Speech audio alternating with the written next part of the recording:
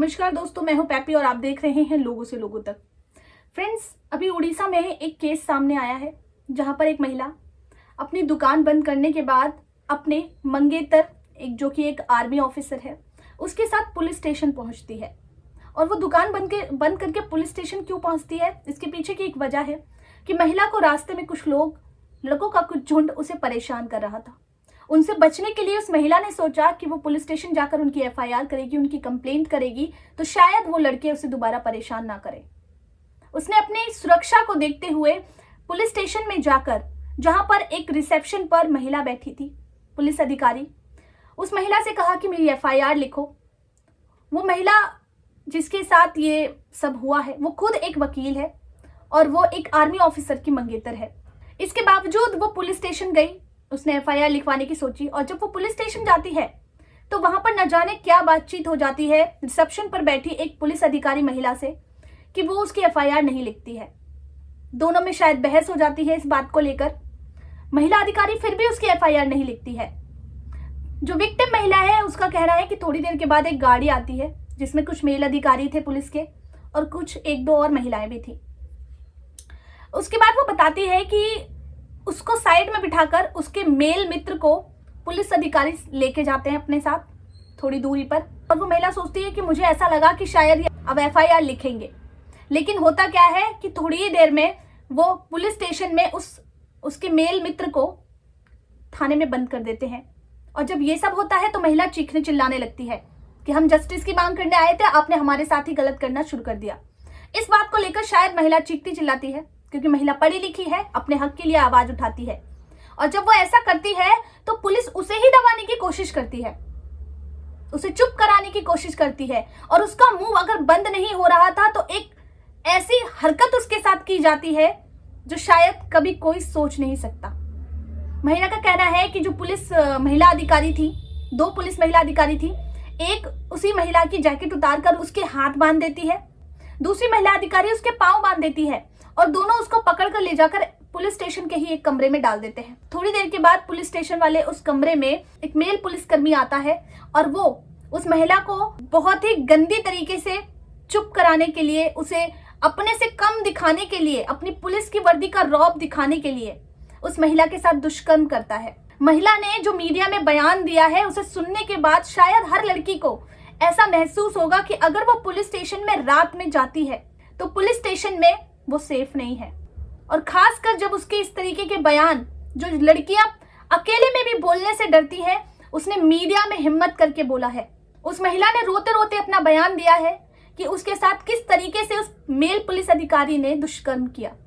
महिला ने बताया कि मेल अधिकारी ने उसके कपड़े उतारे, उसके अंदर के कपड़े भी उतार दिए और अपने प्राइवेट पार्ट को दिखाते हुए उसे बोला कि कैसे चुप होगी, बता कैसे चुप होगी। इस तरीके की गंदी जुबान से महिला को चुप कराने की कोशिश की गई। ऐसे गलत और बहुत ही अभद्र शब्दों का इस्तेमाल किया गया महिला के लिए। अब दूसरी तरफ पुलिस अधिकारियों का बयान आया है कि महिला और उसके मित्र यानी जो आर्मी ऑफिसर थे वो ड्रंक थे, वो पुलिस अधिकारियों के साथ मिसबिहेव कर रहे थे। चलो मान लिया कि पुलिस वाले भी सच बोल रहे हैं, उन्होंने बिल्कुल सच बोला कि वो मिसबिहेव कर रहे हैं, वो ड्रंक थे।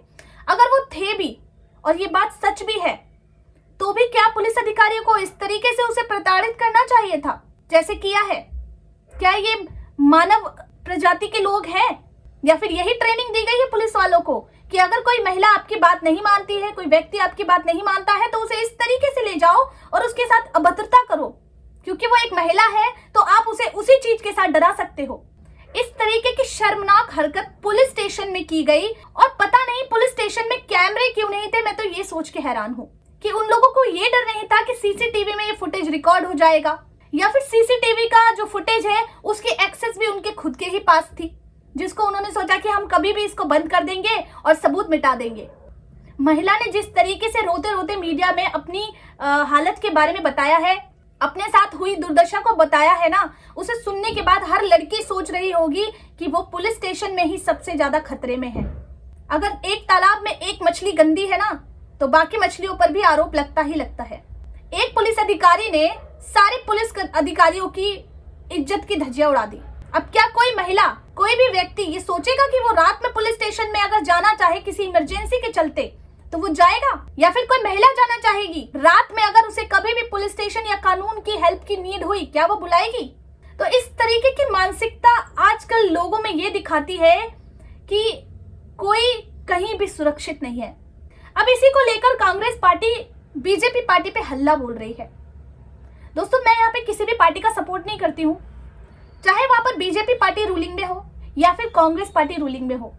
इस तरह की आपराधिक मानसिकता वाले लोगों का किसी पार्टी से कोई लेना देना नहीं होता।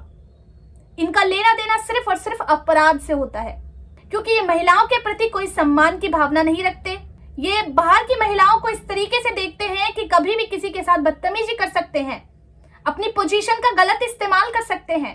इस घटना के बाद मीडिया रिपोर्ट्स में आया है कि 5 पुलिस अधिकारियों को सस्पेंड कर दिया गया है। तो क्या खाली सस्पेंड कर देना इसका जस्टिस था? क्या जो महिला के साथ दुष्कर्म हुआ उसके लिए इतना काफी था? इस मामले की अच्छे से जांच होनी चाहिए, लेकिन पता नहीं हमारे देश की हालत ऐसी क्यों है। डॉक्टर मोमिता का केस अभी तक उन्हें जस्टिस नहीं मिल पाया है। कोलकाता में लोग अब जस्टिस मांग मांग के थक चुके हैं।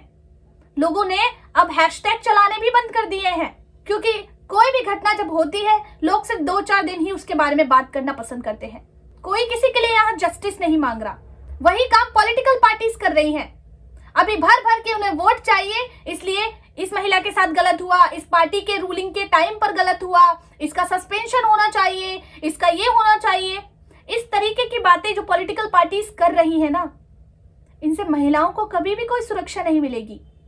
अगर जो भी महिलाएं किसी पार्टी का सपोर्ट करते हुए ये सोच रही हैं कि ये पार्टी महिलाओं के लिए अच्छा सोच रही है, ये पार्टी नहीं सोच रही है, आपको एक बात हमेशा समझनी चाहिए, कोई भी पॉलिटिकल पार्टी किसी भी मुद्दे के लिए जस्टिस नहीं मांग रही।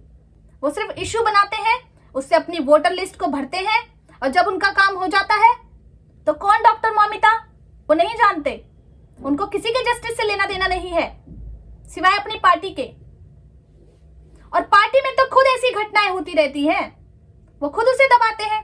अभी आम आदमी पार्टी में ही उनकी खुद की मंत्री स्वाति मालीवाल के साथ ये किस्सा सामने आया, तब क्या कर लिया केजरीवाल ने?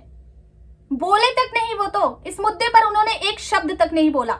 इतने ढीठ बन गए कि मीडिया ने जब उनसे इस बारे में सवाल पूछने की कोशिश की तो उन्होंने माइक तक हटा दिया।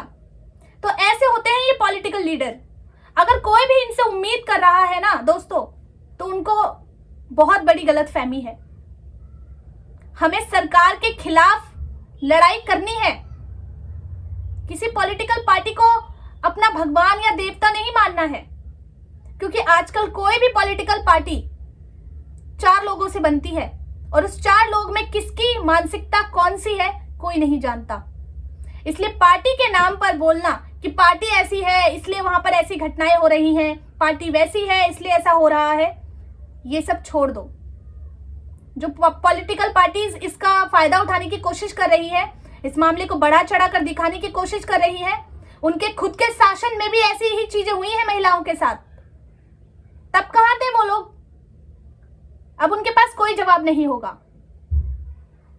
तो हमें आगे आकर महिलाओं के लिए, उनकी सुरक्षाओं के लिए उनके कानून बनवाने चाहिए।